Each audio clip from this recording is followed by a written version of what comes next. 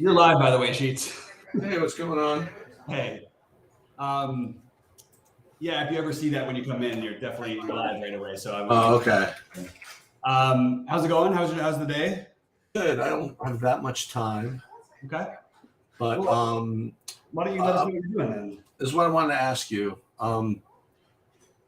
What, and this is like a pretty specific question, I guess, right off the bat. But what are you, I guess, two-part questions. Are you playing San Francisco? And if you are playing San Francisco, are you using the lefties? Yes. Okay. I don't know why Jock's not in the lineup. Did I miss the reason why?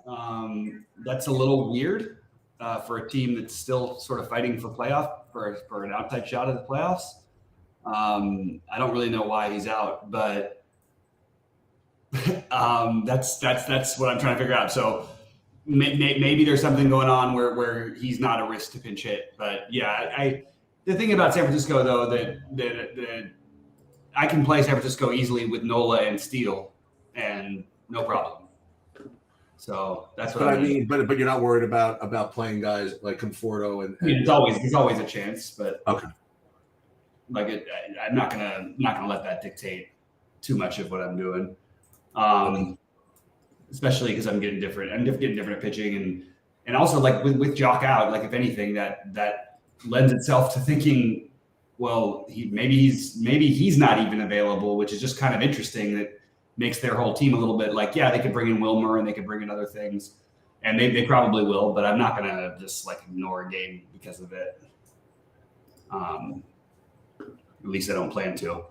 But I do prefer the righties just that are in the lineup already. Bailey's a switch hitter at catcher. Haniger batting sixth is one of my favorites. And like I said, you can do it. I don't think you like. I have a 4-4 with them in Milwaukee. So I'm definitely okay with playing San Francisco on this slate. I actually think that the ownership is going to skew towards Houston. Probably. I mean, you've got Houston actually. Let me just see real quick. And Goldie has Houston more owned. San Francisco is far less owned than Houston. And Houston, or somewhat less. Like the highest owned players in the slate are Tucker, Alvarez, and Altuve. Right. The ownership.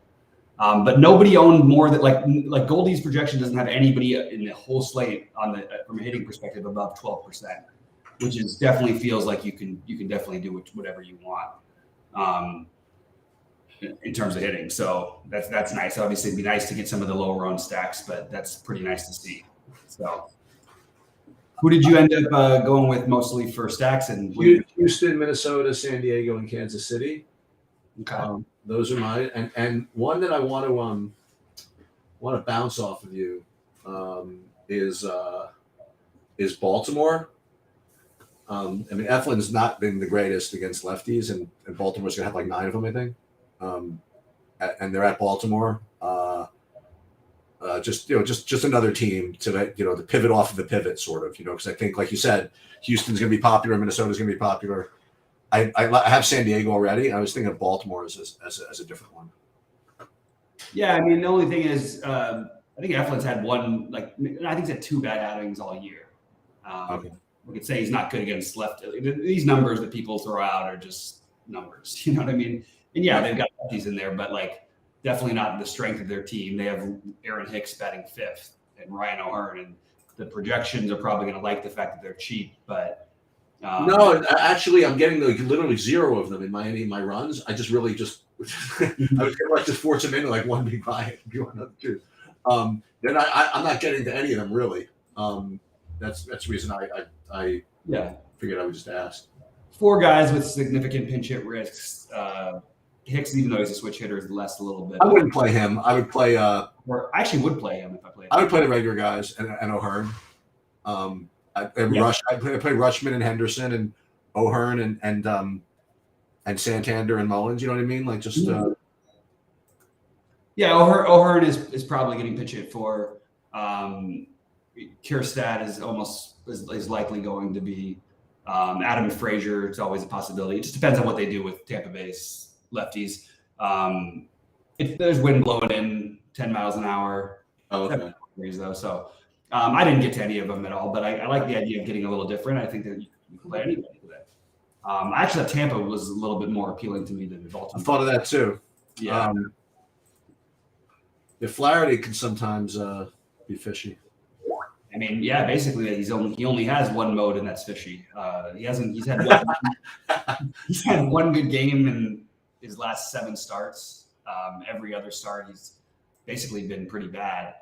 And he has been like a little better with his control since he got over there. So, that's the reason I ended up sort of siding against it a little bit. And I just like other stacks better. I still have my stacks ranked in the same. You lost me. Oh, you're I'm here. Yeah. Okay. You lost. I lost myself.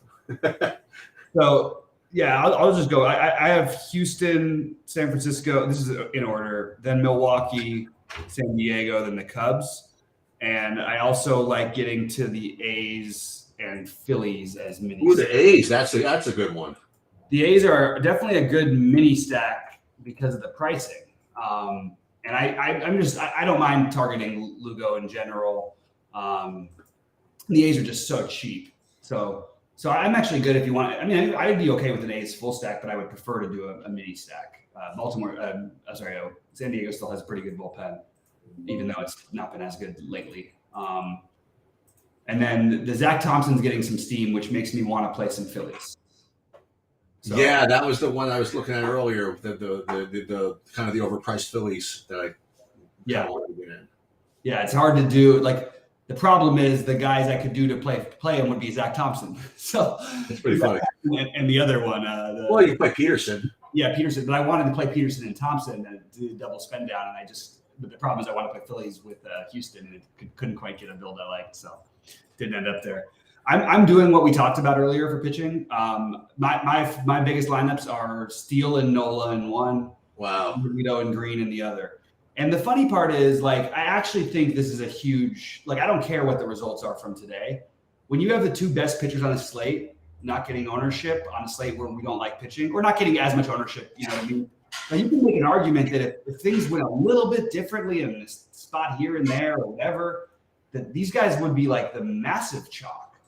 And I don't know. I'm a little more worried about. I would just like to know who you're playing. I mean, it's just tough. It's tough to find. San Francisco is the easiest team. Oh, okay. It's not tough at all. It's really easy. That's true.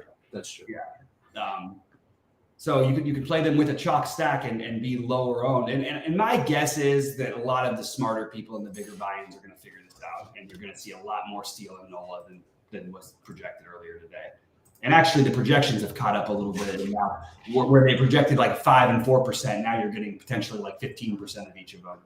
But still, I don't think you're going to see much of them together. And there are value bats out there, especially if you're willing to use the A's. It's not as much value as we've seen on some other slates, but yeah, I have Giolito. I mean, my favorites on the slate are Green, Green, Nola, Steele, because factoring all things in. And then I would go. I do like Giolito. I like the idea of taking a shot on him. And again, he's definitely, you could take the other side of that game. I have no problem with the Texas side. I just am not going to do any of it myself. Pretty good pitching conditions, pretty ugly hitting conditions in Cleveland. 64 degrees, 6 miles an hour wind blowing in from right field. So that negates a little bit of the lefty power that you worry about with Giolito, which is one of his biggest issues. So that's enough to sell me on Giolito in this matchup. Yeah. Whenever you play Giolito, it feels uncomfortable, and that's when you're supposed to play him. Right, and then you might get your -10 or -5, and then you also might get your 30. Yeah. I'm okay with it. I'm not going to complain if he doesn't do anything. I'm in. And the biggest one, I do think that Milwaukee is going to be different enough. I like this Milwaukee idea. I've really kind of talked myself into it more and more, just because I don't buy that bullpen from Washington. There's lots of ways to stack it. And Yelich is back, which helps. Yelich is back, right. They're really cheap on FanDuel, so they're in my FanDuel build. They are my main stack. And they're a boom-bust offense. And you've got some – I mean, by the way, talk about cheap pieces. You've got – people are going to play Santana if they play them, but like Rowdy Tellez is 2,400 batting 7th, and we know that guy just needs one swing. So He's under 3K? he's 2,400. Yeah. I mean, So if I almost play that just as a one-off. yeah, I mean, I wish he was batting a little higher in the order, and probably not going to get picked. What's he hitting? 7th. Yeah. But yeah, I mean, I'm probably gonna shift things around a little bit to play him instead of. You got two good value options. You got Kirilloff at first base also at 2.8. I am lower on the Twins as a full stack, but I have tons of Twins pieces. Okay. So like there's the only guy I don't have in. No, actually, I have every Twin in at least one lineup. Really? But just like more mini stacks, you know. You're not playing any KC, huh? KC, no. Okay. I'm actually playing Javier in my 250. One of my really? Okay. It is good hitting weather for what it's worth, but I don't know. It's like I haven't watched Javier pitch his last few times out. I've always been a fan of his, like thinking that he's really good and like really underrated. But he's been awful. I mean, he's been ugly lately. Like I get it. Like if people want to just target it, but it's not. There's nothing about since it's not like KC doesn't have a ton of power. They really have one bat in the lineup that actually is solid, which is Bobby Witt. Perez has bounced back a little bit, but he's had a pretty rough year. So I'm personally going with the Javier side of that one. Yeah, right now I've got the 8 pitchers that I'm using right now. I'm going to expand a little bit. Are the 4 I mentioned, and then Skubal, Javier, Canning, and Peterson. Just an announcement. I'm not going to be around tomorrow. It's the Jewish holidays. So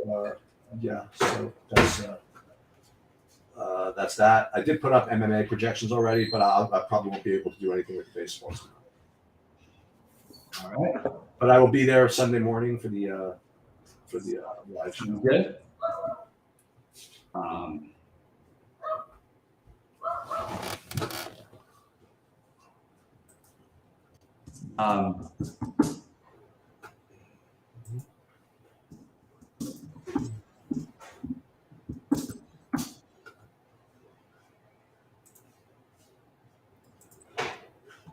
All right, so guys, drop in questions and thoughts. Sorry, I'm trying to answer people's questions in Discord instead of being up here. All right, I like this. Sam DeStew asks, who's the better late night hammer, Will Smith or Mookie Betts? The answer is always Mookie Betts. It's really not comparable. These are not guys who have similar like range of outcomes. Like Mookie Betts averages. I mean, it's just a significant like. So I don't know how you run into that. The Betts versus Will Smith. I guess maybe if you could argue that the catcher position is weaker. I mean, whatever. But yeah, it's always Mookie.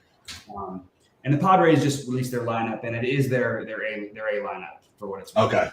So doesn't mean everybody you have projected in there is in there, but like it's the guys you expect. Okay. Yeah. And my one bit of advice to you, by the way. Yes. It's not advice. It's my own biases. If you're gonna play Milwaukee, you got to play my favorite brewer. You got to play the 2-ring.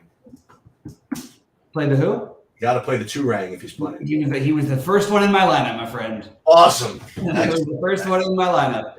Excellent. I wish I could just play the guy. I wish the guys they just flipped their lineup and played Turang and Joey Weimer when he plays at the top. Like I really do. And by the way, I just gotta say I have no right to complain, but I'm very frustrated with my decision to play some Scott Piercy. For whatever reason, I didn't have my pivots with this lineup, but I have a beautiful lineup going in the. What do you do?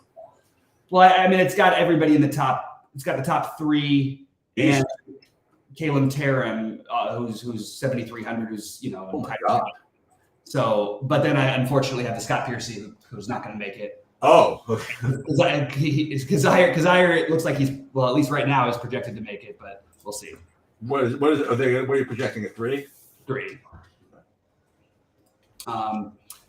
Yeah, so it's a pretty straightforward baseball slate for me, even though it's it's a big slate. And like I said, I really think that you shouldn't worry too much about hitting ownership today. I just think that that's really what I realized is just play the stacks that you feel the most comfortable with, and I think that's what you should do. I really don't have any other way to put it. There's not enough ownership where I maybe to play Houston and. Maybe if you play Houston specifically, like I wouldn't play them with both Canning and Skubal probably.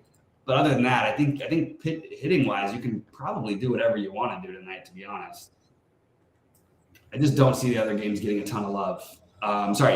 Any of these games getting all that much love. I'm gonna have to shift over my my FanDuel builds though. I just realized. I don't know if I posted in the Discord. I heard that what's his name is doubtful. The Austin Eckler. Yeah. That's going to produce, I imagine, quite a bit of chalk in that, whatever his name is, Kelly. Yeah, and it'll probably be bad chalk. Well, it's dangerous chalk, let's put it that way. There's no reason it's going to be just I've just watched the Chargers for long enough to know that when they lose Eckler, they play 3 running backs. And, is that right? I mean, pretty much all the time. I don't know this year, though. I can't tell you their depth chart this year, so I'm going to have to wait to look into that one. But yeah, you're probably right. And you know what? I can't say it's bad chalk. It's just going to be chalk. I mean, it's like the people who were trying to convince everybody on every show last night for Showdown that Rashad Penny was really the actual RB1 for Philadelphia. Swift. And I was like, okay, now how many times did he carry the ball again? I don't think he even got a carry. He wasn't even the running back 3.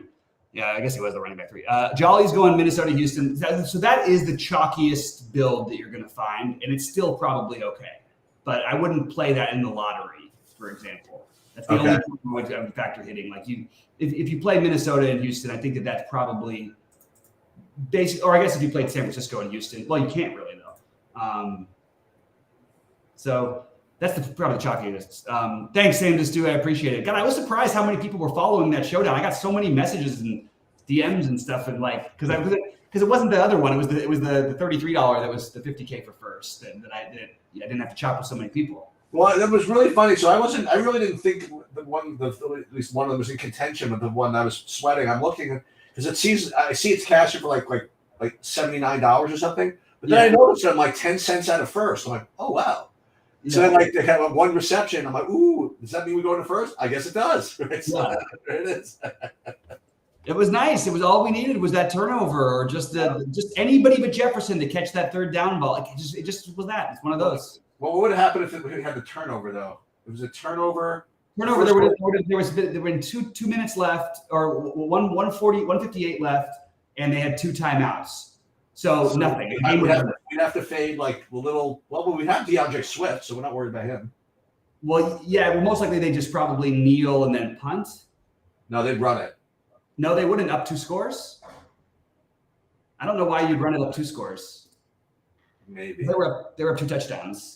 And the turnover wouldn't have given an Eagles defense lineup in there. Probably not. It would no. Okay. Couldn't you needed 20 points to be contending last night. You know, okay. Addison was the minimum at 16 that you could have from every position.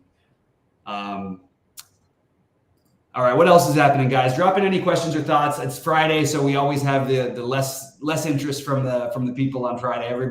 It used to go the other way a little bit. Like for basketball, I feel like people are like drinking and having fun. It's a big slate too. It's a giant slate, but it's just what we've gotten used to this for Fridays. Though it's been a little bit quieter.